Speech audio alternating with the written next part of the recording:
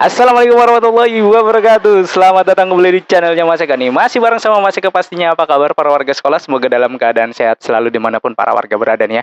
Oke, di video kali ini Mas Eka mau berbagi informasi untuk jalur PTO, di mana jalur ini sudah banyak dinanti-nanti, sudah banyak ditunggu-tunggu, dan sudah banyak yang request. Mas Eka bahas jalur PTO dong, baris jalur PT. PTO itu apa sih Mas Eka? Pindah tugas orang tua ya, baik itu guru, anak PTO dan anak guru ya. Nah, kenapa ini dipisahkan? Karena memang mekanismenya agak sedikit berbeda ya. Kalau misalkan dicampur nanti takut bingung ya. Kemarin kita sudah membahas jalur afirmasi, bahkan sudah ada perubahan untuk jalur afirmasi, kemudian jalur zonasi, jalur prestasi. Nah, kali ini kita akan membahas untuk di jalur PTO. Nah, jalur PTO-nya itu bagaimana? Silakan simak di video berikut ini. Tapi sebelumnya untuk para warga sekolah yang mungkin baru menemukan channelnya Mas Eka nih, silakan subscribe dulu channel ini untuk mendukung channelnya Mas Eka agar bisa berkembang lagi dan bisa memberikan informasi-informasi terupdate kepada para warga sekolah pastinya. Kita sudah masuk ke jalur PTO ya. Kalau di beberapa jalur sebelumnya itu sudah kita bahas dari mulai jalur afirmasi, jalur zonasi, jalur prestasi. Nah, kali ini kita bakal bahas ke jalur PTO. PTO ataupun pindah tugas orang tua dan anak guru nih. Karena banyak banget yang request ya. Oke, langsung aja sih. Apa sih jalur PTO itu Mas Eka? Yuk lanjut. Ya, jalur PTO, jalur pindah tugas orang tua dan anak guru dilaksanakan dengan ketentuan sebagai berikut. Jalur untuk jalur PTO ini memiliki kuota sebanyak 2% dari daya tampung gitu ya.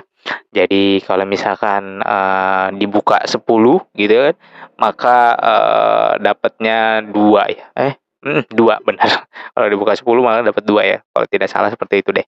Pokoknya 2% lah gitu ya dari daya tampung. Kemudian pindah tugas orang tua yang dimaksud adalah perpindahan tugas orang tua yang dibuktikan dengan surat keterangan pindah tugas dari instansi, lembaga kantor ataupun perusahaan yang mempekerjakannya gitu ya. Jadi yang mempekerjakan orang tuanya ya pastinya ya, harus ada surat pindah tugasnya. Kalau nggak ada surat pindah tugasnya nggak bisa. Kemudian yang ketiga persyaratannya ini ada 4 ya. Memiliki surat penugasan dari instansi asal, lembaga kantor atau perusahaan yang mempekerjakan dari tanggal ya 1 Juni 2022 sampai dengan tanggal 27 Juni 2023. Jadi di tanggal tersebut ya. Kemudian memiliki surat keterangan domisili yang dikeluarkan oleh kelurahan setempat bagi calon peserta didik yang berasal dari jalur pindah tugas orang tua. Jadi kalau misalkan kartu keluarganya kartu keluarga non DKI ya, atau pindah tugas orang tuanya dari luar daerah atau luar provinsi ataupun luar pulau ya, setelah memiliki surat penugasan dari instansi asal ataupun lembaga ataupun kantor ataupun perusahaan yang mempekerjakannya per tanggal 1 Juni sampai dengan tanggal 27 Juni 2023 ya, surat itu dikeluarkan di rentan tanggal tersebut atau 1 tahun tersebut gitu ya. Kemudian dia juga harus memiliki surat keterangan domisili. Jadi bisa menggunakan surat domisili ini khusus untuk jalur PTO ya. Kalau untuk jalur lain dia tidak bisa menggunakan domisili. Kemudian yang C, membuat surat pernyataan tanggung jawab mutlak atau SPTJM yang menyatakan keabsahan dokumen terkait pindah tugas bermaterai cukup. Jadi harus ada SPTJM-nya bermaterai kalau memang ya data tersebut memang benar gitu kan, nggak bohong gitu ya. Kemudian bagi anak guru, memiliki surat pembagian tugas mengajar dari Kepala Satuan Pendidikan sesuai dengan tempat tugas orang tua mengajar. Jadi ini untuk para warga ya, untuk teman-teman yang memiliki putra-putrinya ya, ingin mengambil jalur pindah tugas orang tua ataupun anak guru ya. Untuk anak guru itu wajib sekolahnya atau tempat tempat pemilihan sekolahnya itu harus di tempat mengajarnya ya. Itu dibuktikan dengan surat pembagian tugas dari kepala satuan pendidikannya ya, sesuai dengan tempat tugas orang tua mengajarnya. Jadi kalau orang tuanya mengajar di sekolah A, maka putra-putrinya itu bisa masuk di sekolah A, dia tidak bisa masuk di sekolah B gitu ya. Itu untuk anak guru. Oke, lanjut. Untuk untuk yang ketiga, slide yang ketiga ini adalah jalur pindah tugas orang tua dan anak guru. Ini jadwalnya silahkan dicek ya. Ini sama dengan jenjang yang lain ya, dan bahkan ini dibuka 1 bulan ya, hampir 1 bulan malah. Ya hampir 1 bulan, berarti 2 mingguan ya, dibuka 2 minggu, ya 2 mingguan lah kurang lebih. Dibuka 2 minggu dari tanggal 12, jadi dari mulai pendaftaran gitu ya sampai dengan tanggal 27, jadi dari pertengahan bulan sampai di akhir bulan itu dibuka tuh ya. untuk jalur pindah tugas orang tua. Makanya mereka bedakan untuk PTO ini karena apa, mekanismenya memang agak sedikit berbeda dari jalur-jalur sebelumnya gitu atau di jalur-jalur yang lainnya gitu kan yang sudah mereka bahas. Makanya untuk PTO ini benar-benar ya khusus gitu kan, tidak bisa diburu-buru juga gitu ya. Untuk tanggalnya silakan dicatat ya, sesuai dengan ini. Jadi, pendaftaran dan pemilihan sekolahnya itu dimulai dari tanggal 12 sampai dengan tanggal 27 Juni 2023. Jadi cukup lumayan panjang, bahkan sampai tanggal 28 tuh proses seleksinya ya. Kemudian pengumumannya di tanggal 28 dan lapor dirinya di tanggal 30 Juni dan 1 Juli ya. Itu untuk PTO. Kemudian kita lanjut ke, pendaftarannya. Nah, untuk cara pendaftarannya kan tadi kan, sudah dijelaskan ya di sini ya. Ini syarat-syaratnya. Jadi, dia tidak seperti, pada umumnya gitu ya. Dia nanti tinggal pilih jalur PTO-nya, yang penting ajukan akun terlebih dahulu, kemudian nanti, ini sih nggak ada keterangan ya, apakah dia mengajukan akun apa belum, tapi kalau yang sudah sih misalkan langsung daftar, kemudian nanti di sini, pilih ya, pendaftarannya di sini, pendaftaran online, nanti baru di situ bisa mengupload-upload-nya semua gitu ya. Mekanismenya nanti kayaknya ada deh. Nah, iya di sini ada nih. Nah, untuk jalur pindah tugas orang tua, mekanismenya atau cara mendaftarnya adalah calon peserta didik membuka, ini ya, membuka web ppdb.jakarta.go.id dengan cara memasukkan nomor NIK ya, kependudukan untuk SD ya. Kemudian menggunakan hasil pindai foto dokumen asli, sebagai berikut: surat penugasan dari instansi asal tuh ya. Karena kan ini kan berbeda ya, kalau yang, di jalur sebelumnya kan misalkan ajuan akun, dia hanya mengupload kartu keluarganya aja. Kalau yang pindah tugas orang tua, itu ada beberapa yang harus diupload gitu ya. Makanya dibukanya nanti di tanggal, 12 Juni ya. Tidak, sebelum-sebelumnya itu, satuan penugasan dari instansi asal lembaga kantor, ini sama nih, seperti yang tadi Mas Eka, sampaikan di depan ya syaratnya. Kemudian calon peserta didik dapat memilih sekolah tujuan ya, sama tiga sekolah maksimal, minimal satu. Kemudian untuk anak guru hanya dapat memilih sekolah, sesuai dengan tempat orang tuanya bertugas, tadi yang Mas Eka singgung di depan ya. Jadi nggak bisa misalkan orang tuanya tugasnya di sekolah A, anaknya pengen sekolah di B, nggak bisa, ya harus ngikutin orang tuanya tempat tugasnya.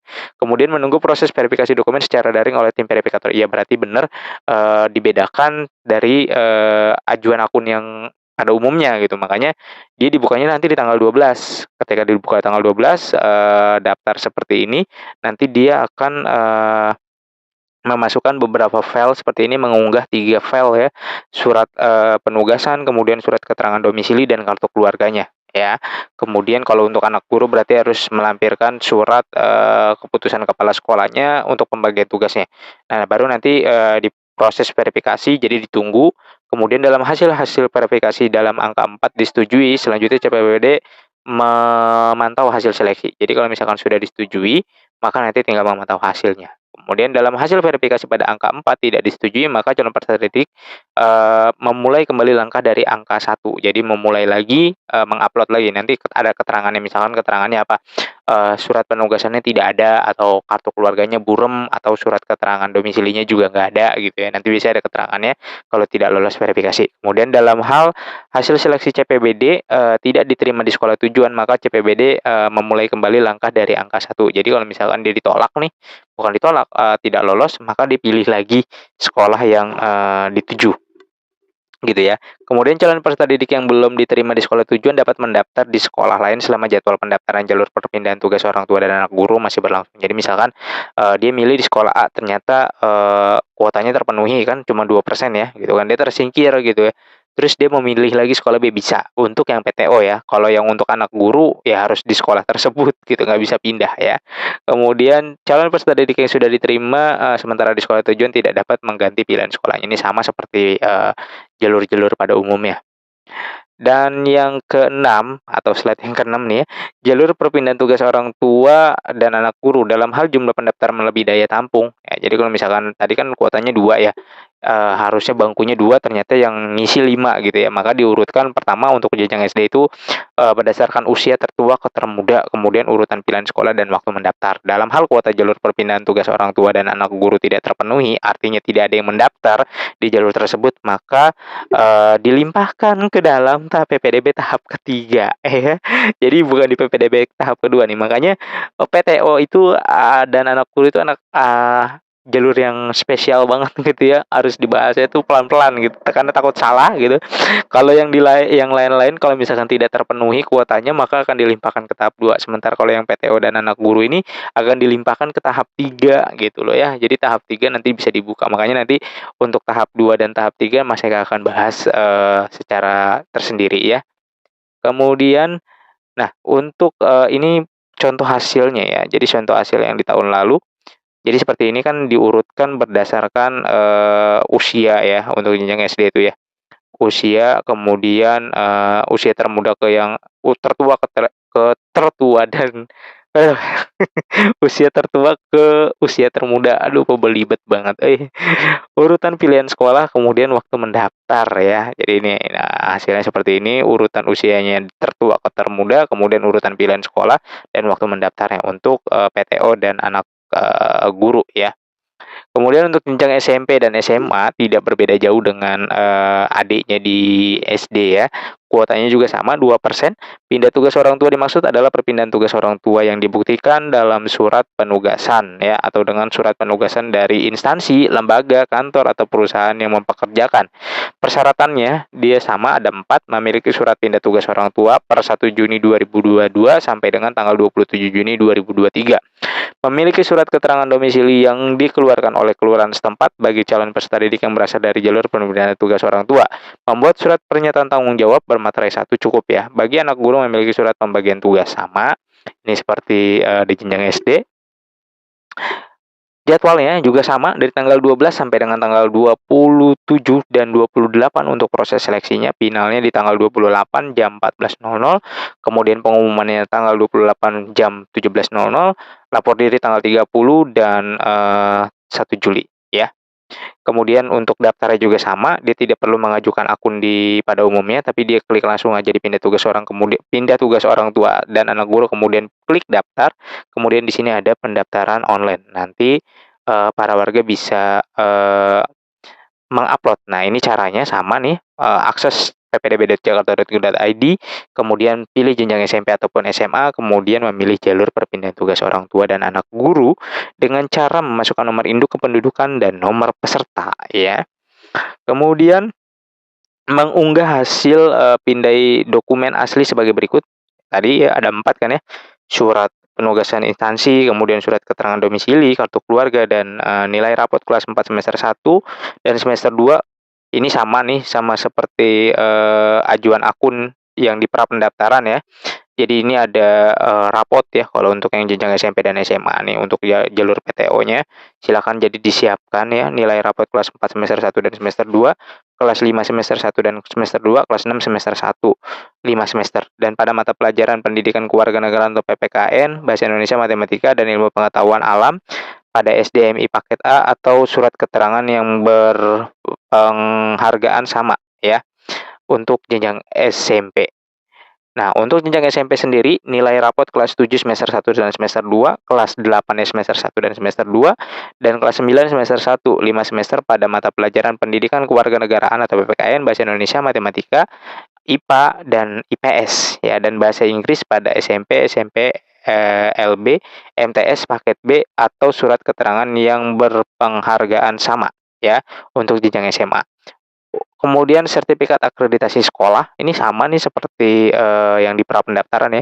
Surat keterangan peringkat rata-rata nilai rapot atau sekolah dari sekolah asal, sertifikat prestasi akademik, kemudian sertifikat prestasi non akademik, sertifikat yang diperoleh dengan hasil seleksi, kemudian surat keputusan kepala sekolah tentang susunan pengurus OSIS, kemudian surat keputusan kepala sekolah tentang susunan pengurus ekstrakurikuler, kemudian surat pernyataan tanggung jawab. Jadi kalau misalkan ada yang wajib, ada yang enggak ya nanti ya. Oke, untuk calon peserta didik yang dapat memilih sekolah tujuan. Jadi ini sama yang SMP dan SMA. Untuk SMP maksimal 3, minimal 1 ya, sesuai daftar zona sekolah yang telah ditetapkan. Jadi kan dia kan pakai KK domisili ya, atau surat domisili ya, berarti sesuai dengan domisilinya tuh, nggak bisa loncat-loncat kemana-mana tuh ya untuk zonanya. Kemudian untuk yang SMA dan SMA-nya dia 3 peminatan dan 3 sekolah gitu. Maksimal 3, minimal 1 gitu. Untuk yang IKM berarti 3 sekolah aja. Kalau yang masih menggunakan kurikulum 13 berarti 3 peminatan atau 1 sekolah ya. itu bisa memilih maksimal 3 minimal 1. Sementara untuk anak guru hanya dapat memilih sekolah tempat, orang tuanya bertugas. Jadi kalau misalkan, orang tuanya bertugas di SMA A, maka dia hanya bisa masuk di SMA A, tidak bisa masuk di SMA B. Atau orang tuanya bekerja di SMP ya, mengajar di SMP, maka dia harus, masuk di SMP A, orang tuanya mengajar di SMP A gitu, tidak bisa loncat ke B gitu ya. Menunggu proses verifikasi dokumen secara daring oleh tim verifikator. Jadi ditunggu dalam hal hasil verifikasi pada angka 5 disetujui, selanjutnya calon peserta didik memantau hasil seleksi. Jadi kalau misalkan, udah disetujui ya tinggal dilihat hasil seleksinya, kalau misalkan ditolak maka ulang lagi prosesnya seperti tadi ajuan proses pemilihan sekolahnya ya. Kemudian dalam hasil seleksi CPBD tidak diterima di sekolah tujuan, maka CPBD, memulai kembali pada langkah, dari angka 1. Jadi diulang lagi. Kemudian calon peserta didik yang belum diterima di sekolah tujuan dapat memilih, sekolah lainnya selama jadwal pendaftarannya masih berlangsung ya. Dan, untuk pindah tugas orang tua serta anak guru masih berlangsung, jadi jadwalnya masih masih ada lah gitu kan. Untuk anak guru kalau misalkan udah tersingkir, ya udah anak guru mah udah nggak bisa ke mana-mana kalau udah tersingkir, kan nggak boleh pindah atau pilih sekolah lain gitu ya. Kalau udah kesingkir ya udah anak guru tuh udah selesai gitu. Kemudian calon peserta didik yang sudah diterima sementara di sekolah tujuan tidak dapat mengganti pilihan sekolah lainnya, sama. Oke, kita lanjut next-nya.